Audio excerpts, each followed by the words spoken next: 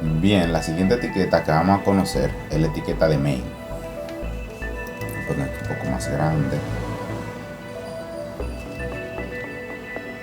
Voy a poner esto un poco más grande.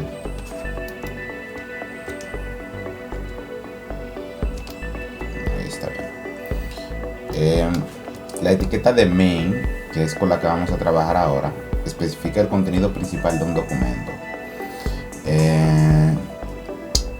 Y básicamente solo puede haber un main en un documento, o sea, no puedo repetirla como puedo repetir la etiqueta A, la etiqueta de address, por ejemplo.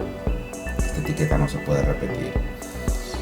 Además, no puede ser descendiente de article, de aside, de footer, de header, de nav, de ninguna de esas etiquetas que hemos conocido anteriormente.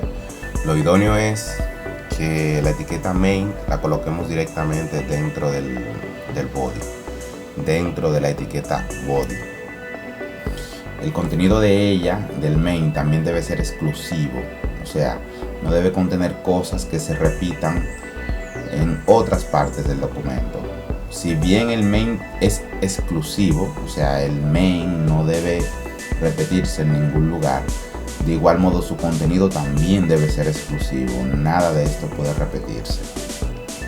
Aquí voy a colocar un main. Aquí tengo la etiqueta main y dentro de ella puedo colocar el contenido. ¿Qué tipo de contenido podría ser? Por ejemplo, un banner. Fíjense que lo estoy colocando seguido del nav, que es donde están los botones de la navegación. Aquí yo puedo colocar un banner que sea importante, que no se repita en ninguna otra parte.